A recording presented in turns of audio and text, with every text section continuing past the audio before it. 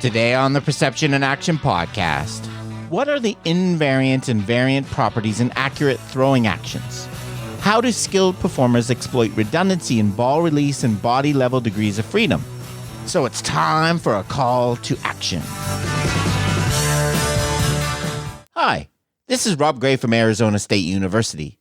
I've been on a now over 25-year journey as a researcher, professor, and high-performance consultant to understand how we acquire and adapt our perceptual motor skills. Welcome to the Perception and Action podcast, where I discuss how psychological research can be applied to improving performance, accelerating skill acquisition, and designing technologies. Before we get to today's topic, I want to tell you about a couple extra things that might interest you if you're enjoying the podcast. First, my book, How We Learn to Move, A Revolution in the Way We Coach and Practice Sports Skills, is now available in audiobook format.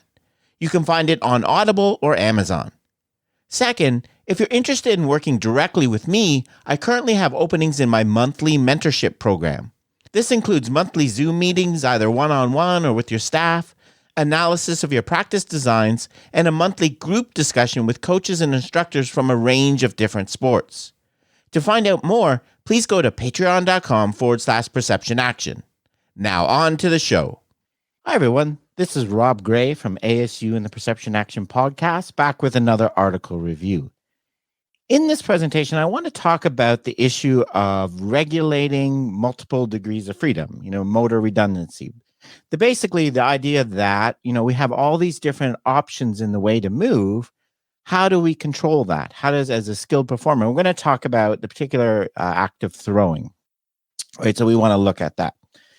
So first of all, the way that I like to think about this is connecting the different types of movement variability, right? So if you think about it, when we perform a skill like throwing, we have redundancy at various levels, right? And in particular, in the middle here, we're talking about the movement. When we focus on the movement, right at the ends, we have the performance outcome, which we want to be consistent. We want to hit our target consistently, so we want variability low. And then the other end, we have variability. Practice is going to influence it. But the really important point in the middle here is that although in the ecological approach, we stress the importance of variability, there's not just one way to do things. There's not one correct technique. You need to vary things. You need to have these movement synergies and take advantage of available degrees of freedom, degeneracy, all that stuff, right? Although we stress that, right, it's not to deny that there's also things that we don't want to vary very much, right? We want to reduce the variability as much as possible. These are various ways called invariants. Attractors. I like to distinguish some terminology that Bernstein used between essential variables and elemental variables, right? So one of them we're going to let free and vary, and depending on the conditions and the constraints. The other one we're going to try to keep consistent and repeatable, right? And so that's the idea, right? There's both of these involved in movement, right? It's not all just completely different from child to child. That's, why we can tell one skill from another, right? Because there's certain invariants. In throwing, so low outcome variability requires a significant amount of variability in the elemental variables. There's other variables essential. And the way I like to think about these essential variables is these are the variables that in educating your attention, you have chosen to be the thing that you're going to control about your movement. Right? If I want to control the angle of my turn, my velocity, my acceleration, my vertical impulse, if I've decided that that's the control variable, I want to keep that consistent to achieve a consistent outcome. But the key point is I don't produce consistent acceleration or velocity by the same body movements. That's the variant part.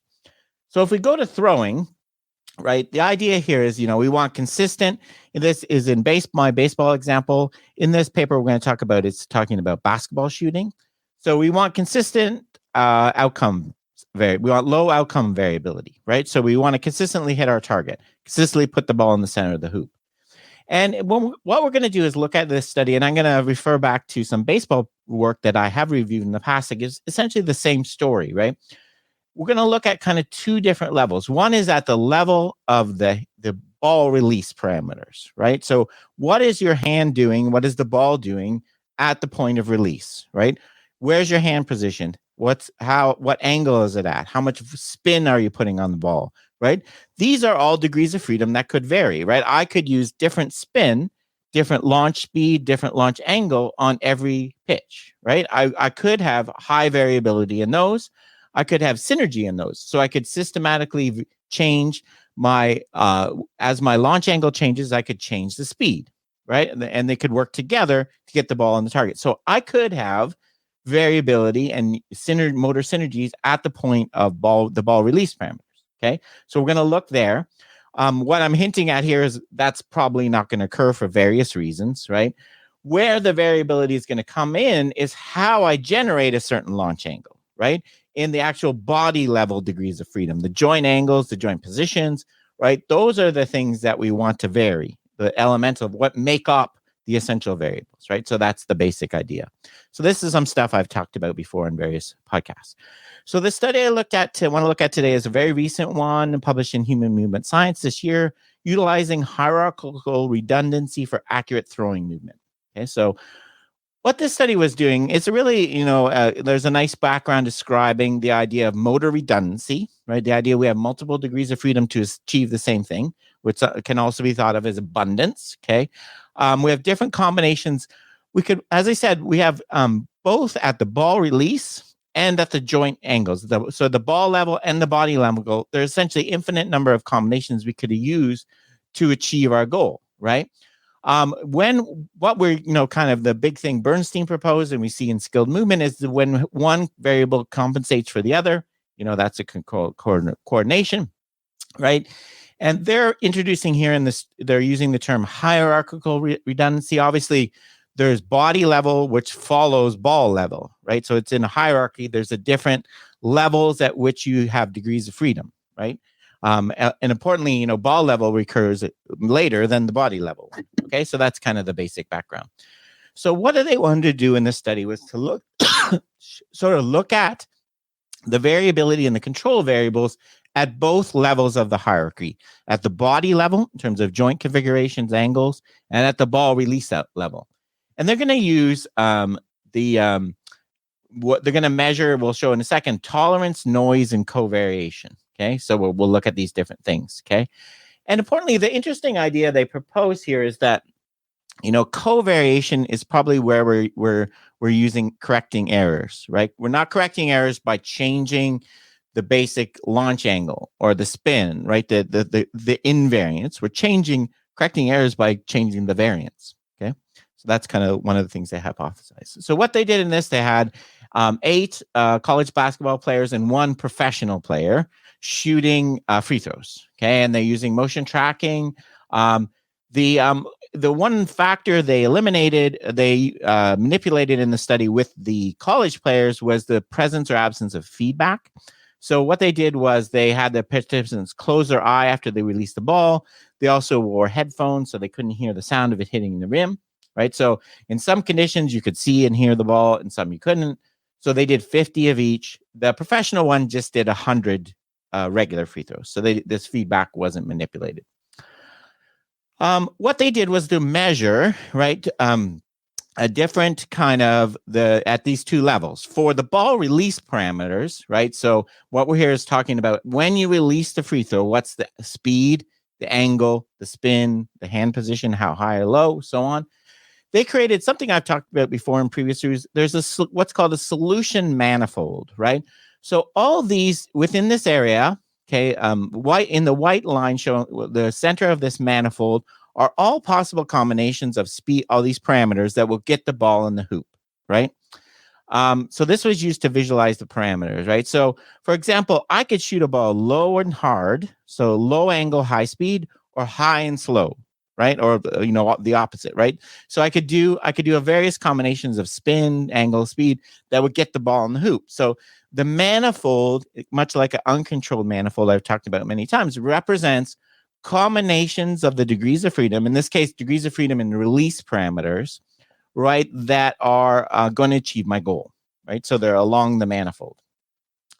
They also did what's called a TNC analysis. So within this manifold, they looked at what they did. They made 2 comparisons, the intermediates versus the expert and the feedback versus no feedback. And they were looking for what was different for the between the two groups, the comparison, right? So there's three types of things you can get for. You could get tolerance improvement, noise improvement, and covariation improvement, right? So what do we mean by that? Tolerance improvement is basically shifting the parameters that you're using so that they all lie within the tolerance region, right? So using combinations of angle and speed and things like that, so that I'm within the tolerance region. Okay. Noise improvement is essentially reducing the variability in parameters themselves, right? So I could vary speed and release angle from shot to shot, or I could try to keep those as consistent as possible. Because keeping them as consistent as possible, that's noise reduction, right? That's reducing the noise. The last one, obviously, is one we see in a lot of skill performance is covariation. That's where I'm varying the parameters from shot to shot, that release speed, release angle, and they're working together, right? So if I lower the angle, I change my speed, put more spin on it, so on. So they wanted to see, was the expert better because they reduced tolerance, they improved tolerance, noise, or covariation. When we removed feedback, did that change these three parameters? So that's looking at, these are all the analysis of the ball release parameters, right? What's happening at ball release, the one level of their hierarchy. To look at the body level parameters, they did, something, two of the analyses I've talked about on the podcast before, an uncontrolled manifold and what they call covariation by randomization, which I've called the perturbation. Briefly, an uncontrolled manifold is when you relate the body parameters in kind of a forward biomechanical model to the release parameters. And you develop the kind of manifold, the combination of joint angles that will lead to the same ball release parameters, right? Covariation by randomization or perturbation is when, if I take the parameters, your joint angles, for your example, your elbow and shoulder from one shot, versus I take the elbow angle from your first shot, your joint angle from your shoulder angle from the second, your wrist from the third, right?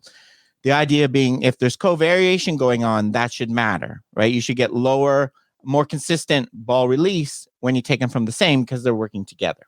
Okay, so they're looking at these kinds of, and look back to some of my previous things.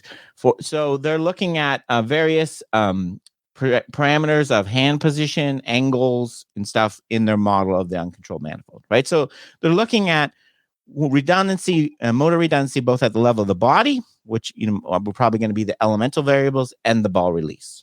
Okay, so that's the basic example. What did they find? Okay, what did they find? So the first thing they did was to create the solution manifold when looking at the ball release parameters. Okay, and what they found was that all participants were there wasn't much evidence of a tolerance difference, so they're all lying within the kind of range. The main thing that differentiated the expert from they all showed some evidence of a little bit of covariation. It wasn't super strong. The main thing that separated the expert from the lesser skilled intermediates was a reduction in noise. What that means is they were more consistently using the same release angle, speed, spin. So they had a repeatable ball parameters, right? So it wasn't so much they were working together, they were trying to reduce the variability as much as possible. Okay. So there was some evidence that covariation was associated with performance, but it was the strongest effect was with the noise, right? This is showing the relationship between shot performance and tolerance, noise, and covariation. This is within the performers. This says the noise component requires greater improvement to attain the ideal action, right? So their results suggest that if you want to be a skilled shooter, the expert level, the biggest thing that has to change is the repeatability of your ball release parameters, right? So the way that we're dealing with redundancy and kind of the degrees of freedom problem at ball release is kind of using the same, using a repeatable ball release, right? Okay. So kind of the traditional idea of reducing noise, right? But what about the body level parameters, right? So the body level parameters, they use uncontrolled manifold analysis and the perturbation method. And for both of these, what they found was what separated the expert and the novice was the presence of covariation. motor synergies. So not repeating the exact same joint angles. What these are showing, this is feedback versus no feedback. They also found the effective performance feedback was the effect was small, right? There wasn't much difference. What they're finding for all the performers, right? The index of coordination, if it's 1, that means you have no synergies at all. They're not working together. It doesn't matter if I picked your joint, your elbow angle from the first shot or the third shot. If it's above 1, it means they're working together, right? So at the body level, there was strong evidence of variability. Things were not the same at all shots, and they were working together in motor synergies, right? So they concluded that interjoint coordination improved the reproducibility of ball release parameters, which enhanced motor performance in basketball free throw shooting, right? So the ball release parameters were, let me break this down, how I interpret it, right? So we're getting functional variability between the body parameters, the joints, right? So interjoint coordination, what that means is the joints are working together, right? In synergy, they're varying, right? We're getting reproducibility of ball release parameters. Those are the invariants, right? They're the thing you're trying to regulate in your movement control law, right? So if I have a movement control law for shooting, right? For example, I want to shoot from different distances. What I'm going to change is the ball release parameters. And I'm at the same distance, I want the same parameters, right? But the way that I get those consistent and reproducible ball release parameters is through functional variability. So here we're seeing the variance and the invariance, right? This makes sense, right? If you think about movement, right? Having synergies, having things work together, this functional variability requires that I'm picking up online, right? The information about my joint angles, right? I'm doing prospective control. I'm picking up things online. That is going to be way more effective when I'm doing things that happens earlier in the movement, right? My shoulder elbow, my elbow angle, my wrist angle, right? Than if I try to do it at the end of the movement, right? Trying to do covariation of the release parameters, the last thing that's happening, isn't going to be very effective because I'm not going to have time to get feedback about those parameters. I'm going to have to do it on the next trial, right? So it makes sense, right? Earlier in the movement is easier to adjust. Those where you expect the kind of functional variability as opposed to later in the movement where less can happen.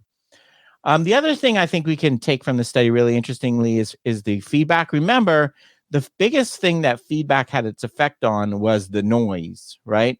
The noise in the release. So I think knowledge of results, right, is what you're using to adjust the invariance, right? Whether the ball went in or not, you're adjusting the invariance, right? Versus, right, what's happening in order to achieve the synergy and the functional variability, right? You need to adjust on the fly. So you can't wait to see what the ball did, knowledge of results. You need to pick up concurrent knowledge of performance. How's my arm moving? How fast is it going? Things like that. What angle is it? So I think overall, this is a really interesting study. As I mentioned, it's very highly consistent with two of the studies I've reviewed, probably I think last year on baseball pitching. These pair of studies, this one is showing that basically at the body level, again, in terms of the joints, you need synergies. You need functional variability. This one is showing at the release parameters of baseball pitching, you need reproducibility, right? You need invariance, right? So I think we're seeing this kind of pattern. And obviously, one of the key points to coaching and developing technique is identifying what's variant and invariant and coaching around that. Okay, so that's it for today's episode. Thanks for joining me. Cheers for now, and keep them coupled. Okay, that's it for today's episode. Remember, you can contact me at robgray@asu.edu or follow me on Twitter at ShakyWeights.